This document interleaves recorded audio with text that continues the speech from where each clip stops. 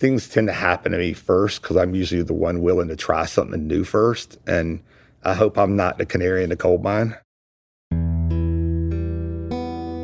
From The Atlantic, this is Autocracy in America.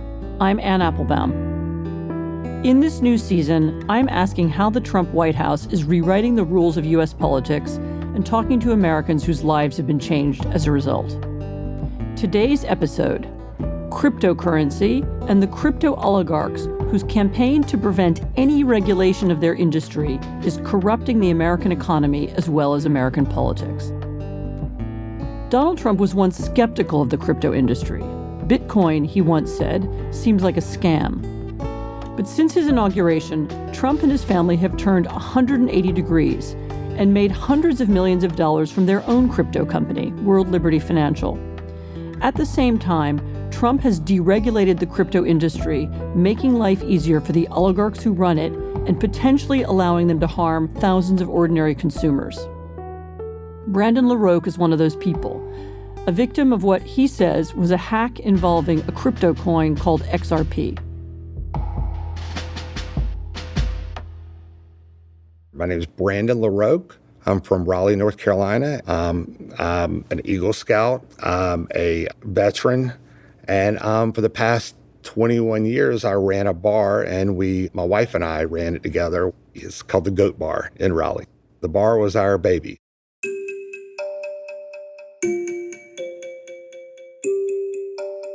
Every day when I used to leave my bar, if I had any extra cash with me, I would go to the ATM machine and I would buy XRP and send it to my wallet. That was my savings. I just kind of wanted to stay out of the banks as much as possible. Each month, what I would do is, since we had retired from our bar, I would sell off a little bit of XRP. So if we needed, $5,000 to pay the mortgage or pay our car payment or whatever it was, I would actually just sell off whatever I needed. And that's what we've been living off for the past year. On October 15th, which was a Wednesday, I, being in the bar business, I'm a night owl. I'm up all night long. I'm usually going to bed when most people are getting up going to work. And I just happened to click on my wallet. I don't check it every day. I clicked on the app, and I noticed that my XRP had all been just disappeared. It was 4 o'clock in the morning. I woke my wife up, literally in tears. Somehow I was hacked. I don't know. I still don't even know how to this day. 1,210,000 XRP, and it was worth approximately $3 million. It was our life savings. The first week was a haze. I was so lost. I lost 12 pounds in 7 days. And it's just so crazy that I've gone this long, and now I'm right here at the finish line, and it's gone. I mean, I hate to say that money caused me the worst day of my life, but it caused me the worst day of my life, unfortunately, to be honest. Because it wasn't about the money as it was about, I could just see all our dreams kind of disappearing when that happened. We didn't know what we were going to do. I contacted my local sheriff. They did not have a cyber crimes unit. Contacted my local police department. They don't have a cyber crimes unit. I also contacted the FBI. With the FBI, it was like, it's just fill out a report. And I think there's like less than a 1% chance of getting any of our crypto back. I mean, I hope there's more, but I just really doubt it. I think a lot of people are making a lot of money off the backs of a lot of people. And I'll say I am a Trump supporter, but I don't agree with the Trump coin. I don't agree with these meme coins. I don't agree with the whole thing going on. I think it's called World Liberty or World Finance, whatever it is. I think they're all terrible. I think if I had President Trump's ear, I would ask him to please work with Congress and make crypto safer and easier for everyone. Even though I don't like the banks, at least I can walk into a branch and speak to a human being, and they will sit down there and help me with my bank account. Why can't they do the same thing with crypto? I think that they all need to get off their butts and pass legislation to make it safer for everybody. Let's get something done.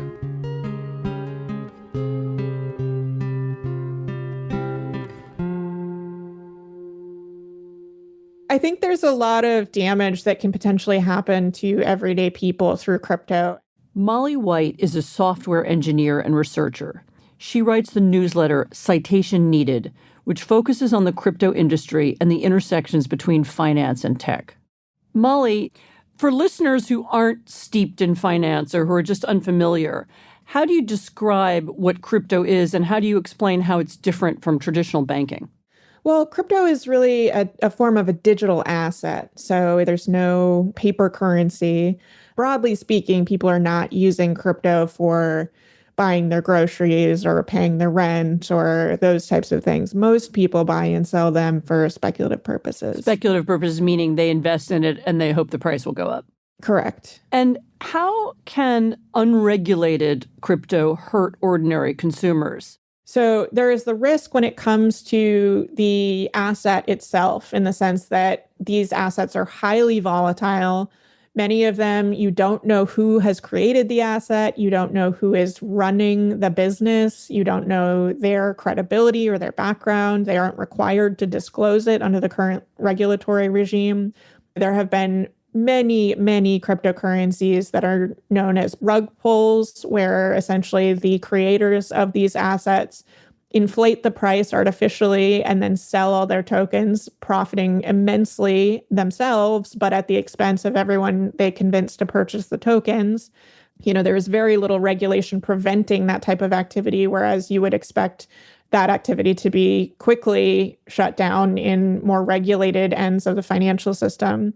So there's the sort of asset level risk, but then there's also the broader risk, which is that, if you buy a stock today through your brokerage account, the price of the stock might go up and down, but fairly confidently that that stock is still going to belong to you when you open up your brokerage in a month. When it comes to the cryptocurrency industry, we've seen repeated examples of crypto firms that have gone bankrupt, that have run off with all the money, that have just vanished into thin air practically. We saw the collapse of FTX in 2022. Sam Bankman-Fried's company. Correct, where it turned out that people were trusting this company that was actually taking their money and then using them to trade or to make investments in other companies or to purchase real estate for the executives of that company. And people ended up losing a lot of money when FTX went bankrupt. And, now its CEO is spending a long time in jail.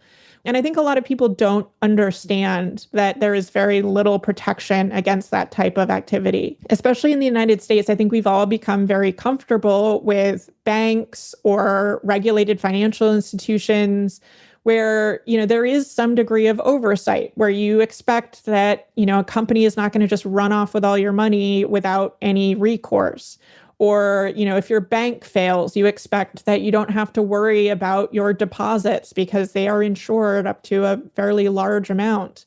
And I think a lot of people who are being sucked in by the marketing and the promises of getting rich overnight, frankly, don't understand that there is that amount of risk that they're getting into. So it's a little bit like the banking industry before deposit insurance, before banks were regulated. It's as if you could have had your money in a bank and then the bank could go bankrupt or disappear overnight, and then you would just lose everything. Right, exactly. I mean, that is when we saw crypto collapses throughout the past handful of years, there were many instances where people lost their funds and they said, I thought I had the same protections as a bank. I thought the FDIC would step in and reimburse me. And now we're actually seeing the regulators being pulled back and told to step away from the crypto industry. And we're seeing legislation being passed that would essentially enable the crypto industry to expand its business activities without any additional consumer protections. You keep a running tally of money that's been lost in schemes and scams since 2021. Where are we now approximately? Let me take a quick look. So the running total on my website for the money that's been lost is almost $80 billion. And that's actually a very conservative estimate. So that's really the lower bound, I would say. So to be clear, this is $80 billion lost by ordinary consumers. Yeah, it's a mix of everyday people and institutions. Let me shift now to the current administration. Maybe we could start with World Liberty Financial. Can you explain what it is and how it works and how it could be used in effect to bribe the president? So, World Liberty Financial is a cryptocurrency platform that was created by Trump, some of his sons, and a handful of external partners in August 2024. And one of those external partners is Zach Witkoff, who is the son of Trump's Middle East and Russia envoy, Steve Witkoff. Right. And this has been a very lucrative project for the Trump family. They've earned hundreds of millions of dollars just from selling WLFI tokens that currently don't really do much, but allow people to buy favor with the president, essentially. Can we just focus on that for a second? People are buying tokens, but then there's nothing they can use those tokens for, right? I mean, they can't be used to buy anything else, and they can't be traded easily, and they can't be sold easily. So the only reason to buy them is to be able to show the president that you spent money on his company. I agree that it really is just a way to buy favor with the president. And we've seen that being done through people like Justin Sun, for example, who is a foreign national, is not permitted to contribute to Trump's campaign, but was making a $75 million purchase of these WLFI tokens. And Trump and his family take a 75% cut of that. So Justin's son invested in World Liberty Financial. And what did he get in exchange? He ended up being rewarded with an advisory position at the World Liberty Project, which gives him close access to the Trump family. And at the time, he was under an investigation as well, no? Correct. Justin Sun was actively fighting a civil lawsuit from the Securities and Exchange Commission that alleged fraud in addition to the usual unregistered sales of securities. And since then, those charges have been removed, or we're not investigating him anymore? The Securities and Exchange Commission lawsuit has been paused pending resolution, so essentially dropped. And so, yes, I mean, he essentially has nothing to worry about anymore in terms of both criminal and civil litigation. I mean, obviously, we can't prove the connection, but there is a series of strange events. So Justin Sun made an investment in World Liberty Financial. Subsequent to that, the investigation into him was lifted, although his investment was locked and frozen later on by World Liberty Financial. So obviously there's more to this story. Correct. We've seen other examples where companies have partnered with Trump's companies in ways that are very lucrative for the Trump family, and then they've seemed to, suddenly enjoy relief from legal concerns. We've seen, for example, Coinbase spending millions of dollars on political contributions, whether it was to crypto-focused super PACs that were supporting pro-crypto congressional candidates, or if it was sponsorship of the Trump military parade, or, $1 million to Trump's inauguration fund. And then shortly after Trump took office, the SEC enforcement case against them was dismissed with prejudice, meaning it can't be refiled. I mean, the list really goes on. Some of this doesn't sound that new. It just sounds like classic lobbying.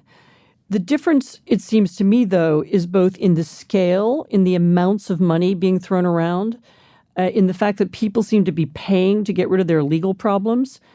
And of course, the huge difference is the personal involvement of the president and his family.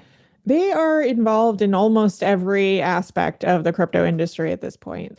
The Trump family is profiting from cryptocurrency businesses and crypto investments. And President Trump is essentially directing the regulation and legislation around the crypto industry. Can you estimate how much money the president and his family have made through this line of business? We're talking billions of dollars at this point. This seems to me the genuinely unusual and new piece of this, actually, which is that you have an industry that is directly benefiting the president. So he is directly, personally, and immediately benefiting from his own regulatory decisions. I mean, what stopped that before? Was it just our norms? Presidents just didn't do that? It's probably fair to say that some presidents have profited to some extent from the office, but this is certainly a dramatic escalation of, directly profiting and in quite enormous amounts. I think some of it comes down to norms. I think some of it comes down to an unwillingness or inability to investigate and prosecute corruption. There have been multiple lawmakers calling for investigations into these clear conflicts of interest, and those have largely not gone anywhere due to the unwillingness of, the rest of Congress to step up and look into this type of activity. Mm-hmm. It seems to me the other big difference is other presidents profited after leaving the presidency. They made money from speeches.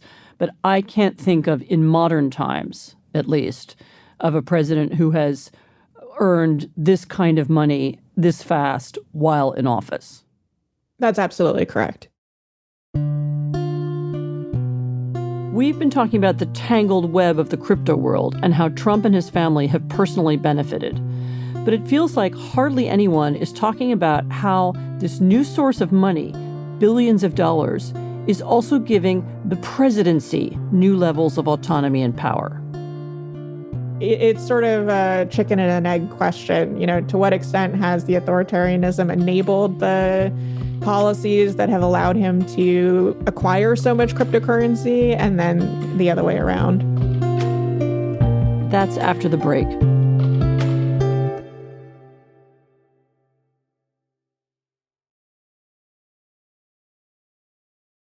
Molly, there is one country that has made crypto a central part of its financial system, and that is El Salvador. It's led by Nayib Bukele, a democratically elected president who has, like Trump, also sought to centralize power and eliminate checks and balances. We know the Trump family admires him. Don Trump Jr., together with Tucker Carlson, went to Bukele's inauguration in 2024. How has El Salvador's experiment with crypto worked out?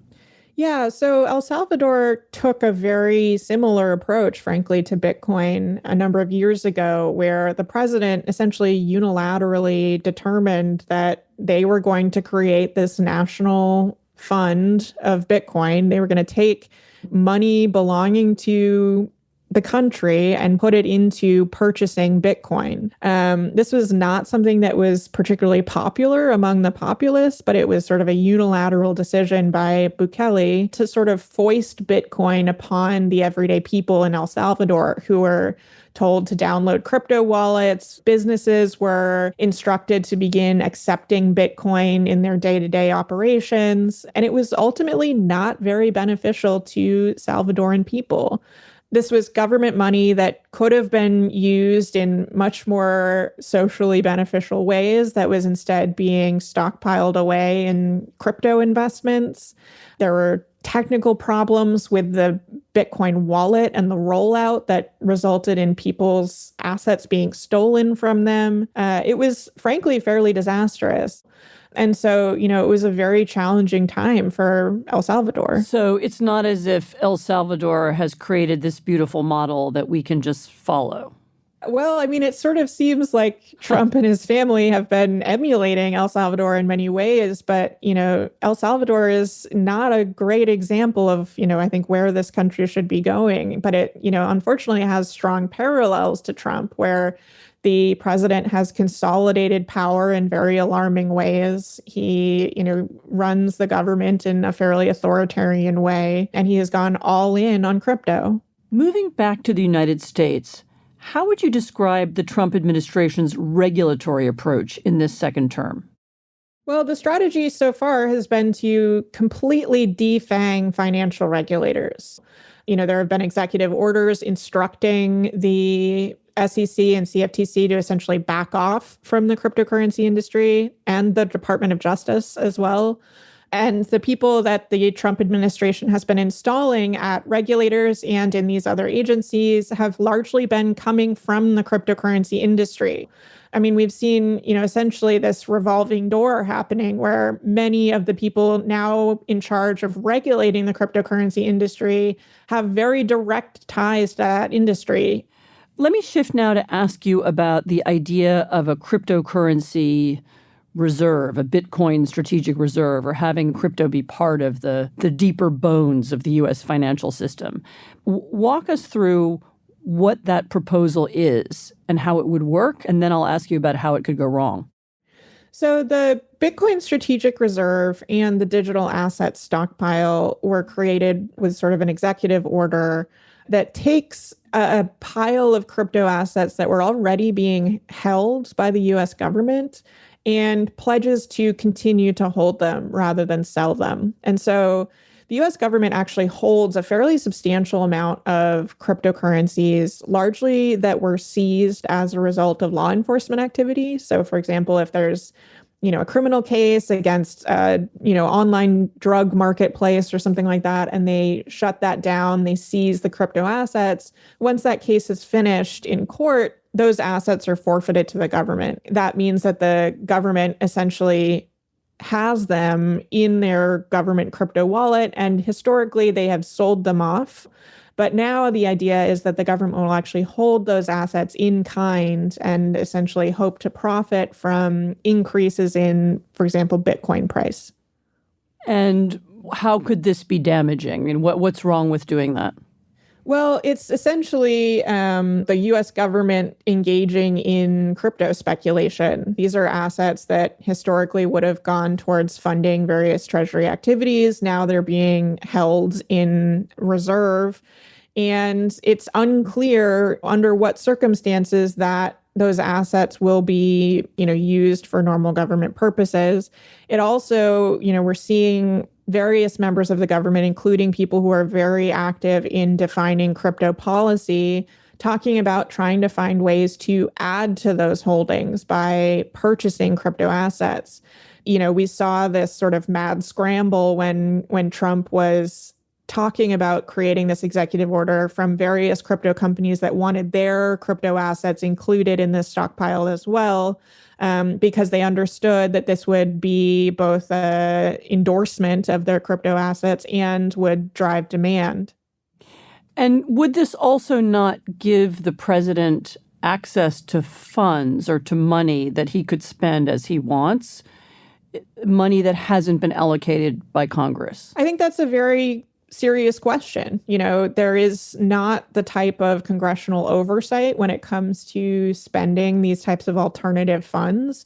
And it seems to me that this is a way for Trump to essentially create this stockpile of funds that he could then use without much oversight.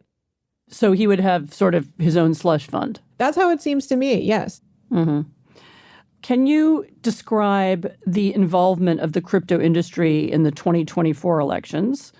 Was that different from the industry's previous involvement? And what exactly were they trying to achieve? Yeah, so the crypto industry became very heavily involved in the 2024 elections in ways that they had really not been previously. We saw the involvement of these massive single issue pro cryptocurrency super PACs that were getting heavily involved in congressional elections. The industry contributed over $150 million to those super PACs. They spent around $130 million influencing congressional races where they were hoping to either install pro-crypto candidates or remove people who were viewed to be enemies of the crypto industry. At one point, it was almost half of all corporate spending was coming out of the cryptocurrency industry. Wow. So that's even beyond the scale of spending of the oil and gas industry, for example. Yeah. I mean, you look at the size of the crypto industry, which is very small comparatively, and they were spending like the pharma industry, like the oil industry. And it was very, very overt around the messaging. Basically the industry saying, if you don't support us, we are going to crush you with millions and millions of dollars in these elections where these are often states where these crypto companies don't have any real presence, but, they are funneling money to control these elections in ways that the actual residents of those states often have very little say in as a result. And so you end up with these corporations contributing huge amounts of money to essentially raise their interests above those of everyday constituents. So crypto companies are making enormous contributions to state, Senate, and House campaigns, even where they don't have a physical presence, just to be able to have influence in Congress later on. Tell me about the possibility of using crypto for illegal campaign funding. Money is moved around anonymously so easily in that world. For example, if a foreign national wanted to influence a campaign, could they do it via the crypto industry? Potentially. I mean, we're already seeing these very sort of indirect ways in which foreign nationals and US people are directing funds towards, the Trump family, for example. And those are not campaign contributions, but they certainly appear to be influencing policy. Essentially, crypto could be a conduit for bribery that is challenging to trace. I mean, one of the goals of crypto is to be fairly anonymous, to make it challenging for people to know where funds are coming from. Do you expect the industry to be involved in the midterms? Do you expect big investments in campaigns once again? Absolutely. We've already seen these same crypto PACs from 2024 raising money for the 2026 elections. We're actually seeing new super PACs being established. I mean, one of them has already committed to spending $100 million in the midterms. And we're seeing politicians and candidates speaking very frankly about wanting to install pro-crypto candidates. I mean, the chair of the Senate Banking Committee, Tim Scott, recently said the number one thing that the crypto industry can do is fire the legislators that are in your way. So we're seeing very aggressive incitement for these crypto PACs to get very involved in the midterms. So legislators who support consumer protection, who care about ordinary people not being ripped off, they're the ones who will be the target of the crypto funding in the 2026 elections. Absolutely. I mean, we saw Sherrod Brown, for example, in Ohio. The crypto industry spent $40 million to support his competitor to get him out of office. And, Sherrod Brown is going to be running again. And we're already hearing people talking about opposing him because he is such a strong advocate for consumer protections or for actions against big banks, big finance. We've seen, calls for the industry to come out in force against him. And I think we'll see very similar strategies against other pro-consumer protection candidates that run in 2026. Molly White, thank you. Thank you for having me. Autocracy in America is produced by Arlene Arevalo, Natalie Brennan, and Jocelyn Frank. Editing by Dave Shaw.